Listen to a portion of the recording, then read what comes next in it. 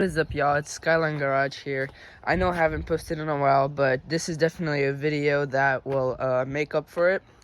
So let's get straight into it. As you see in front of me right here, I have the Jeep side-by-side that I was talking to you guys about. And I was gonna do a whole big video off of this, but turns out that I just needed to clean out the carburetor and it just worked out fine. So it wasn't worth like a big video until I was riding on the trails down there, and the engine just died and wouldn't start again. And I checked the oil, and the oil is basically gone, and so that means I probably broke a seal and the engine's flooded. So we're gonna have to pull this out and then just take it all apart. So I guess we're gonna make a video off of it anyway, so let's get into it.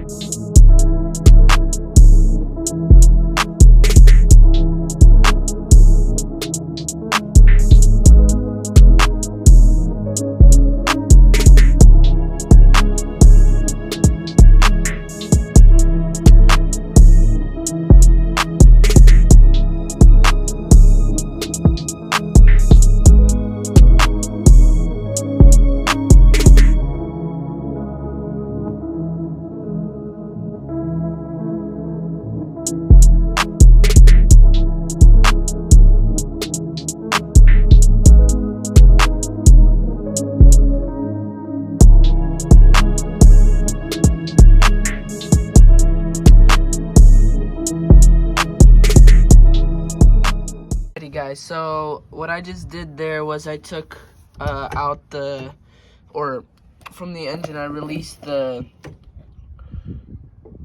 shifter or like the clutch where it shifts from drive, neutral, reverse. So now I just have to get that unattached from the engine, and then we have to take off the carburetor right there, and then after that basically we just have to unbolt the engine and then we're good to take it out. We got the shifter completely out. That's what I was taking off by the engine. I just unscrewed that normal part. It's just a regular drive, neutral, reverse.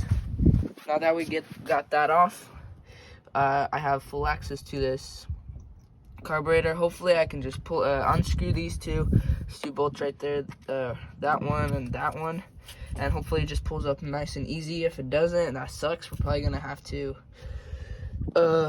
take it off piece by piece. Well, there's 3 pieces here. It's just a pain to take most of it off, so yeah. Alrighty, well, let's get into it.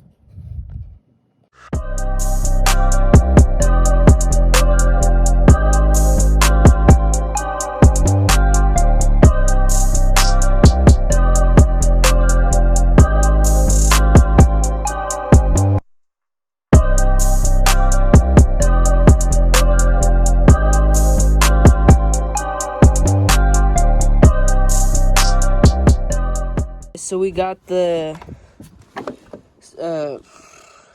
what's it called? The carburetor out of there, and that's what it just looks like. Turns out I had to take it out. Luckily I didn't have to tear it up in 3 pieces, but I got it out in 2. And actually, as I was taking it out, I found out something that is actually really crazy about the air filter. So I did put an aftermarket air filter on here, and hold on, oh, there it is. Just let me just pull it out. Wow, that's got a ton of dust in there. So and one thing that could have been an issue is the engine couldn't breathe, but also look at that, it's cracked. So that means I'm probably gonna have to figure out somehow how to make it work, or just buy a new one or something like that, because if the engine's getting too much air, that's not good. And as you can see, it's really dusty. Wow, look at all that dust. The trails where I ride, it gets really dusty. As you can see, it's really dusty on the inside. Look at all that dust.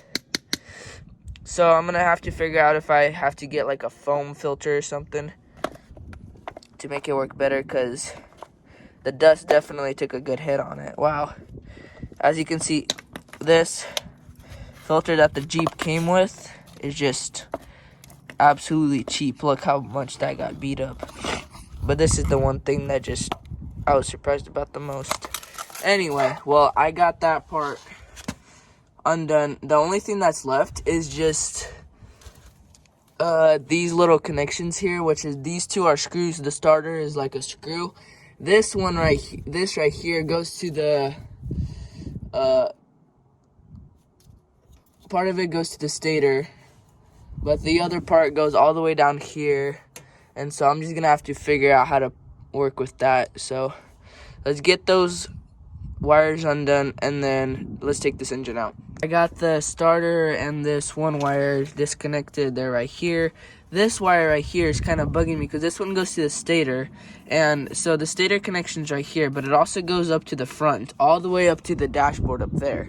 And I don't want to take out that whole wire because I have to undo a bunch of clips and everything. So I think what I'm going to do is either try to disconnect it right there from the stator, or just pull the stator out of the engine, or just clip it here, and then do a clip like this, just like right around here, because it was connected here, so I could just do a clip right here. It all depends on how I feel about it. So let's just unbolt this engine real quick, drop it, see what we got going on in the stator area, and then just after that, just either clip it or whatnot, and then get the engine over to the desk and see about starting to work on it. Excuse my chickens, but so I took the first bolt out of the engine, and I thought it was going to be 2 bolts, but it's actually one long bolt that just went like this. So I had to do it off camera because I had to do a lot of pulling with both hands and stuff. So we got that down.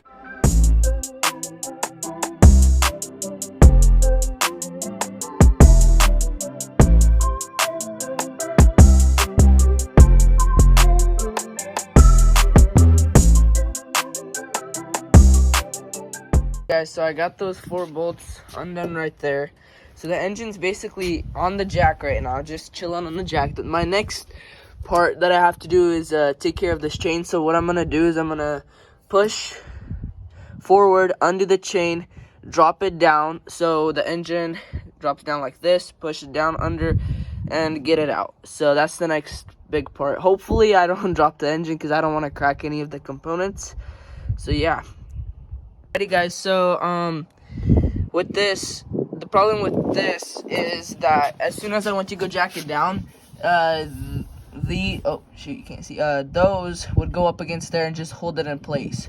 So I am gonna have to take out those 2 screws right there. So what I'm gonna do is just quickly take those out and then be over with it and drop the engine. Alrighty guys, so I got these things out. So I got them out, and now we're just gonna drop the engine. Okay, so we got the engine out, and yeah, I did take a little bit of their back and forth, and I had to set it on this box so it had a nice safe landing. But everything went better than I can't say better than expected, but everything went decently well. I got the engine is laying there, just have to get it from underneath the frame, and so that one cable where I had the stator connection, I just decided to clip that, and lucky for me it's just one cable, so I just I'll rewire that back once I get the engine fixed. And I believe the engine is flooded because when I was doing the carburetor, you can see that I was clearly burning oil or burning something in there, which is not normal.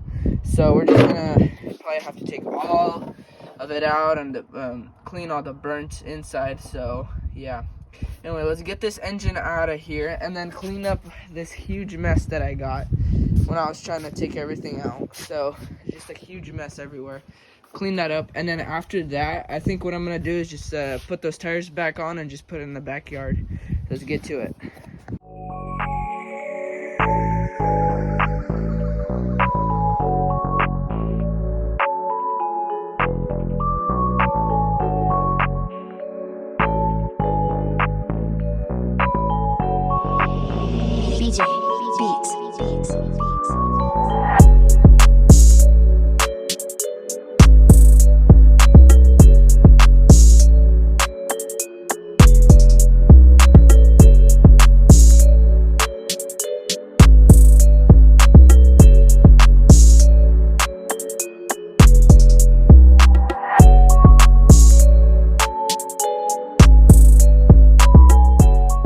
Hey guys, so got the Jeep back on its wheels, but no engine in there though, so it's kind of bare and empty down there right now.